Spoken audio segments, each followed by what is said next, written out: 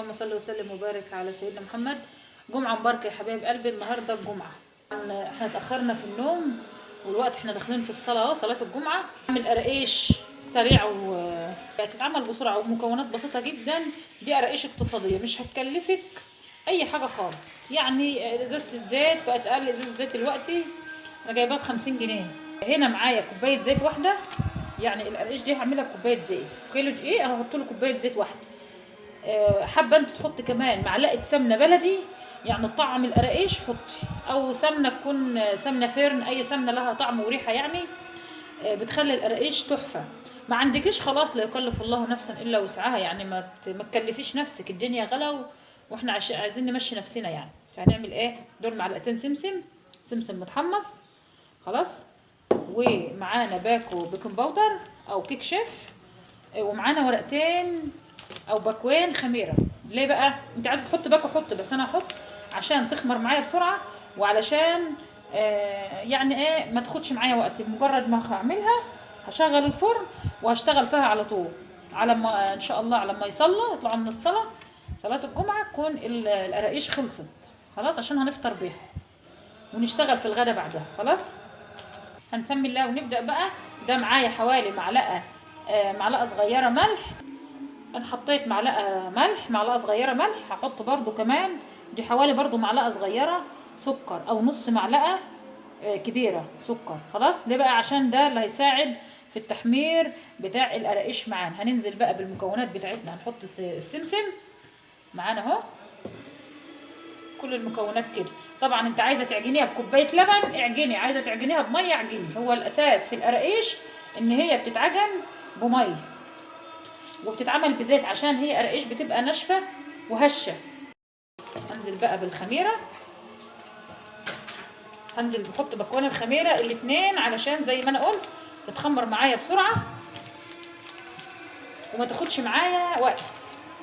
انت برضو قدامك وقت وحابه تعمليها ويعني مش مستعجله عليها زي كده، حط باكو خميره واحد، علشان احنا الجو برد يا جماعه وهي بتاخد وقت كتير في التخمير. طبعا عشان هي مفيش فيها لبن فمش لازم يعني ان انت تحطي الفانيليا. عايزه تحطي نقطه فانيليا او باكو فانيليا حطي، مش عايزه خلاص لا، عشان الفانيليا احنا بنحطها بتدي ريحه لاي مخبوزات معانا، وفي نفس الوقت برضو عشان دي لما بتحط لها لبن بيبقى فيه ريحه زفاره. فطالما مفيش لبن فمش مستحب يعني ان انت، او مش شرط او مش ضروري ان انت تحطي فانيليا. خلاص اهو ده البيكنج باودر او باكو كيك شيف، ده عشان يخليها هشه وخفيفه.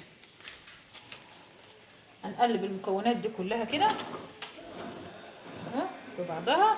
نسمي الله بسم الله الاول كده، ونشاهد اي دي واي اكل الشهد عليه وقولي بسم الله اللهم بارك، عشان ربنا يحط لك البركه في الاكل وفي اي حاجه بتعمليها، عشان ايه؟ ربنا يبارك لك كده ويبارك لاولادك والحاجه تفضل عندك، تبقى خفيفه في اكلها وتفضل عندي اهي.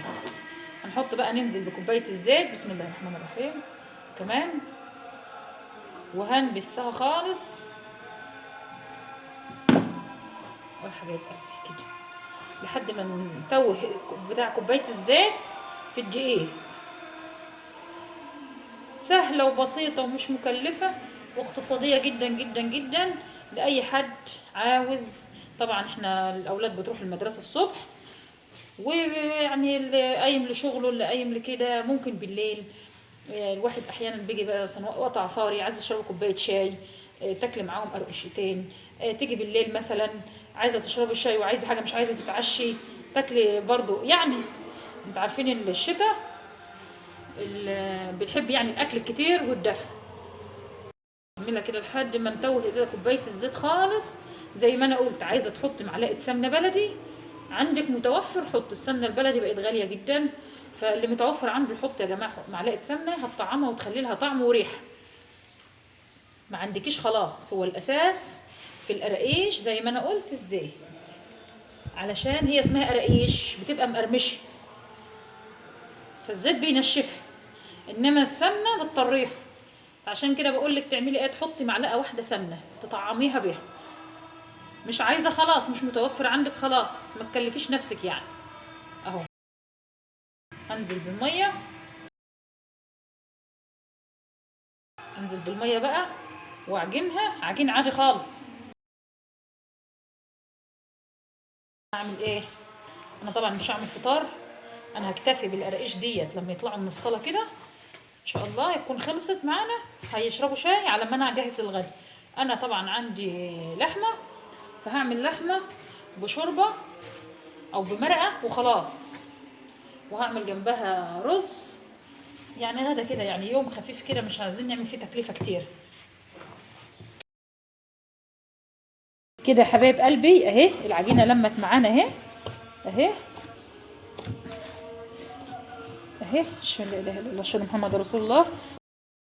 العجينه معانا حلوه وطيعه، يعني ما هياش شد قوي ولا مرقه قوي. خلاص هنغطي عليها بقى ونسيبها تخمر، وما تخمر هنفردها مع بعض عشان نحطها في الفرن.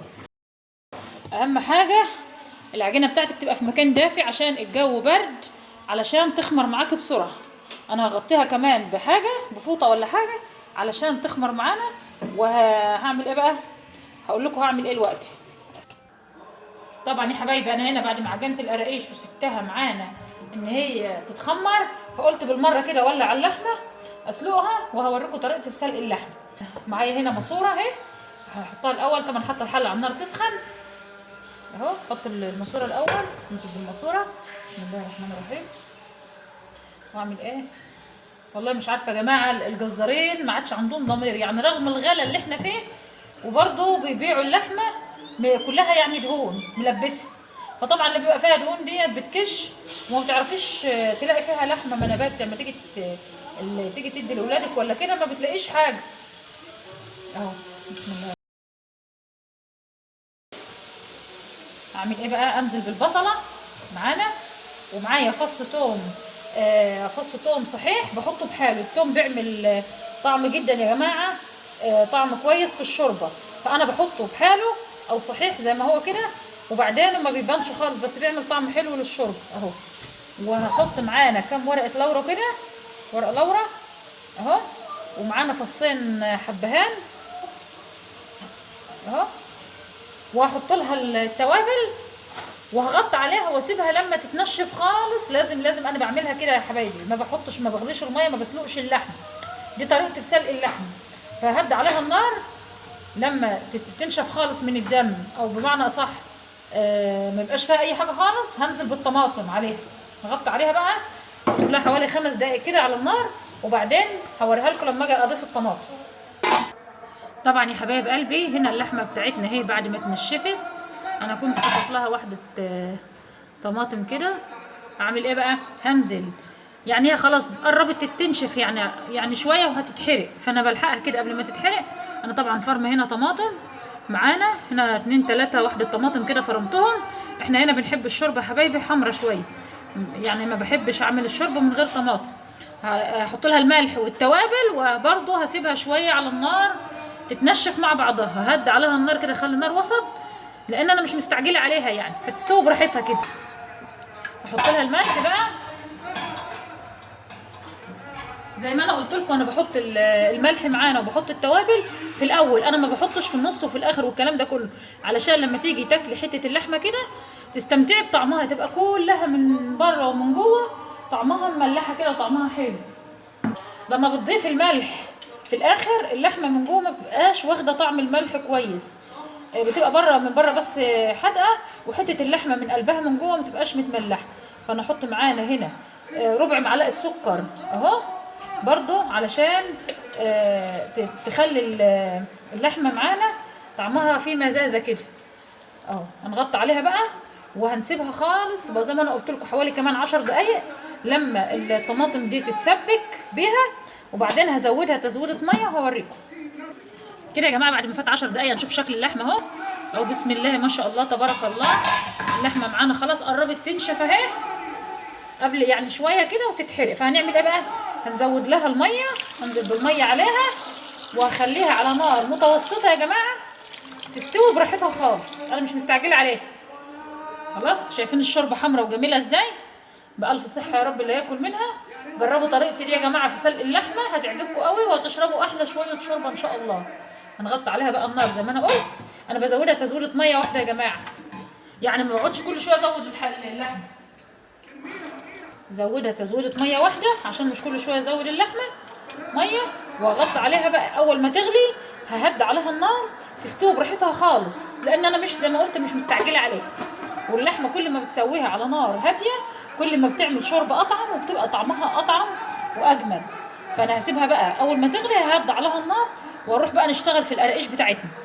كده يا حبايب قلبي بقى القراقيش معانا خمرت اهي، بسم الله ما شاء الله. هي طبعا اترفعت شويه فانا هخبزها وهسيبها لسه ترتاح شويه معانا كمان. فانا هعمل ايه بقى؟ بسم الله الرحمن الرحيم.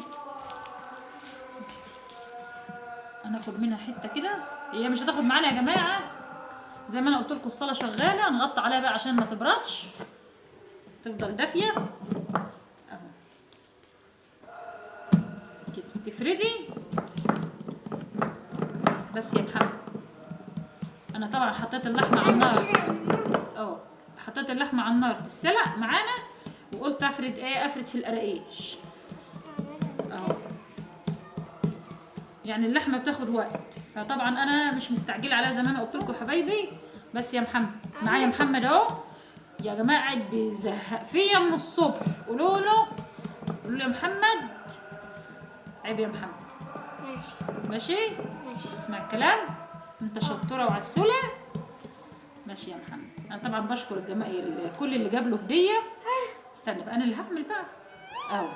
تفرديها كده بالنشابه، انا هجيب لك حته تعمل فيها اهو. هنفردها كده كده. طبعا محمد اخد حته.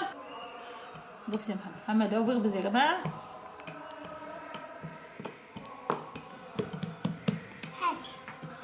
استنى اخبز بتاعتك لسه ما اتفردتش. هعمل ايه بقى؟ هنقطعها بقى. طبعا انت بتخلي بالك ان هي بتبقى فيها سمك شويه، القراقيش بيبقى لها سمك. هعمل بقى اسوي الحروف كده بالسكينه. الحاجات دي طبعا احنا هنشيلها، الزيادات دي مش هتترمى، احنا هنجمعها كده وهنعملها تاني، هنخبزها تاني اهو. ما تخليهاش عريضه قوي.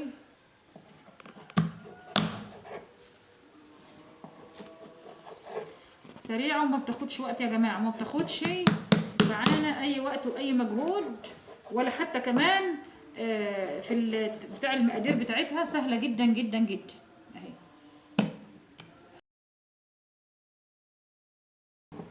هنرص بقى معانا هنا في الصاجه. طبعا الصاجه انا غسلاها ودهناها بالزيت.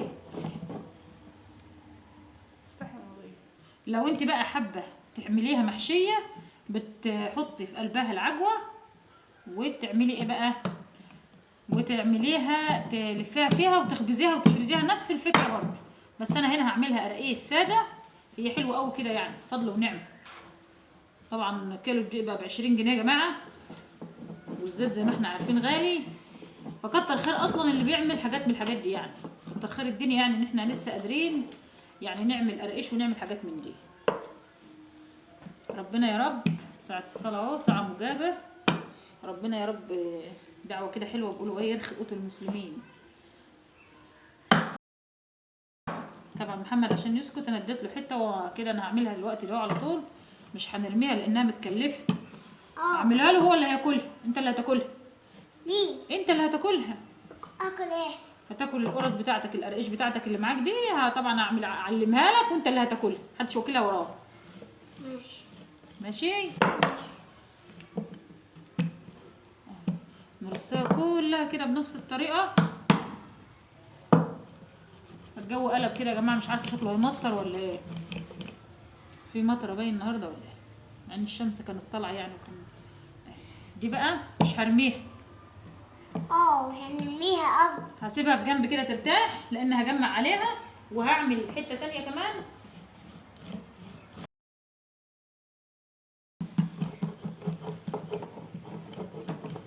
العجينه طايعه معانا ازاي؟ العجينه طايعه جدا، يعني معجونه كويس ومفرومه كويس.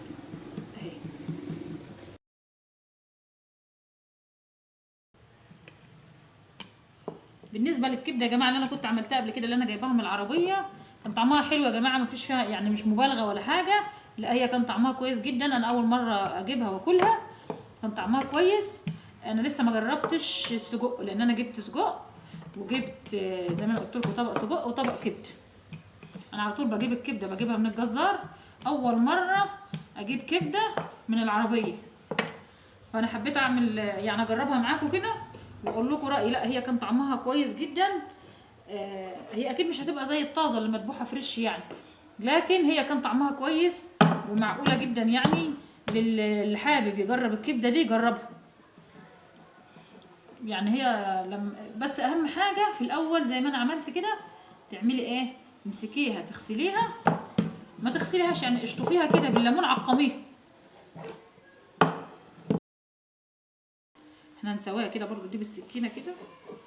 وهنعمل ايه؟ انا عملت طبعا اللحمه بتتسلق على النار، انا مش هعمل جنبها اي حاجه يا جماعه، احنا هناكلها كده مع الرز وخلاص يعني، مش عامله خضار ولا عامله حاجه.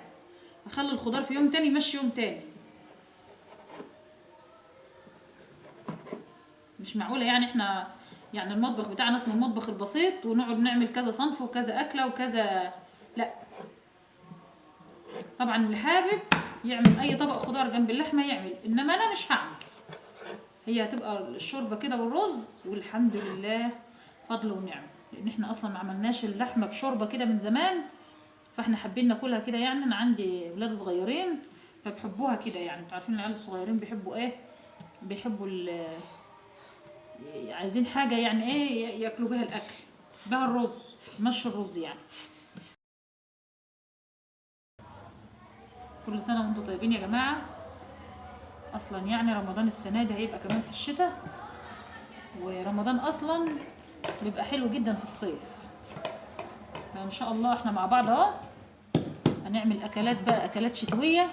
العدس الجميل بتاعنا، العدس ابو شوربه، مش العدس اللي بيتاكل بعيش. احنا هنا بناكل العدس بنعمله برز، بناكل كام برز اهو. هنخبز نفس القرص بقى. هي ما شاء الله القرص اللي انا عملتها الاول او القراقيش اللي انا خبزتها الاول اترفعت معايا يعني، هي عشان فيها خميره كتير بدات تترفع معايا بسرعه اهي. وانا هسيبها خالص لحد ما اخلص الكميه كلها، وهركنها كمان 10 دقايق عشان تاخد تحمير بسرعه في الفرن.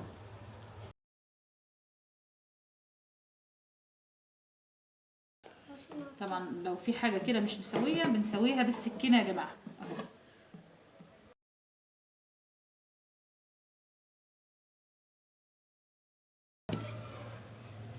سلموا مش راضي يسلموا عليا يا ماما متابعين. انا خلصت الصاجه الاولانيه، انا هدخلها بقى زي ما انا قلت لكم واغطي عليها لحد ما اكمل بقيه الكميه. انا عملت النص الوقت. الله ما شاء الله، ولا حول ولا قوه الا بالله. لا حول ولا قوة إلا بالله. صلي وسلم الله يسلم وسلم على سيدنا محمد على سيدنا محمد وعلى ال سيدنا محمد. وعلى آل سيدنا محمد. يا جماعه انا خلصت الصاجه الاولانيه، فانا هخبز بقى معايا الباقي اهو، يعتبر نص الكميه. هعمل ايه؟ هعملها هنا كده وهحطها كده على الطبليه. استنى يا محمد.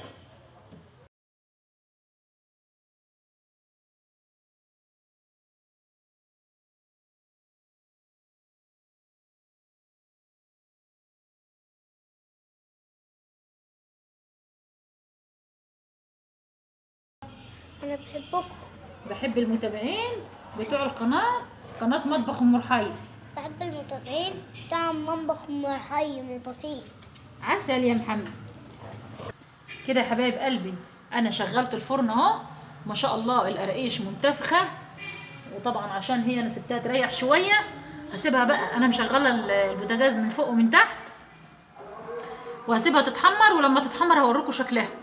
كده يا جماعه احمرت معانا اهي، نطلعها بقى، نطلع اللي احمرت واوريكم اهي.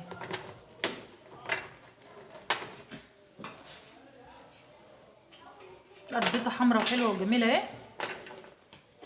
نجيب اللي احمرت واللي ما احمرش لسه نسيبه شويه يا جماعه.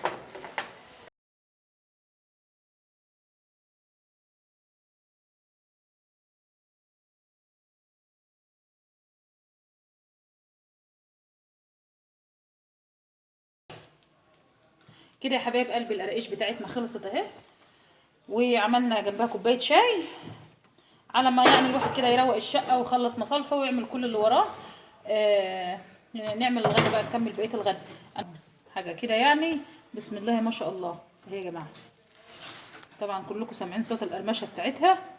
القراقيش بتاعتنا تتاكل اكل كده ما شاء الله مع كوبايه الشاي كده، حاجه بسم الله ما شاء الله اهي. نسيت اقول لكم يا جماعه ان اللحمه بتاعتنا استوت. انا اوريكم الشوربه، اغرف الشوربه اوريها لكم بس عشان تشوفوا الشوربه رايقه ازاي غير لما انت بتسلقيها. لونه يا جماعه عشان محدش مثلا، انا زي ما قلت لكم ان الشوربه لما بتغليها بتغلي الميه وتنزليها فيها بتعمل الريم. الريم ده يا جماعه هو الدم اللي بيبقى في اللحمه، فكده احسن طريقه لسلق اللحمه هي دي. شوربه رايقه وجميله، والشوربه اي حد جربيها بالطريقه ديت والناس كلها تشكر لك فيها. اللحمه استوت معانا، فهعمل ايه بقى؟ هعمل فته وخلاص ورز. هعمل رز ابيض وفته جنبها. طبعا كنت عملت لكم الفته طريقه الفته على طريقتي بالرز طبعا عشان هنا في ماسوره، فالمفروض هعمل فته بقى ورز ابيض وخلاص على كده. اللي حابه بقى تعمل جنبها خضار تعمل حاجه انتوا احرار يا جماعه. فزي ما قلت لكم الشوربه بتاعتنا رايقه وجميله اهي، اعتمدوها يا جماعه بالطريقه دي وان شاء الله تشربوا احلى شرب. اتمنى فيديو النهارده يكون عجبكم. السلام عليكم ورحمه الله وبركاته.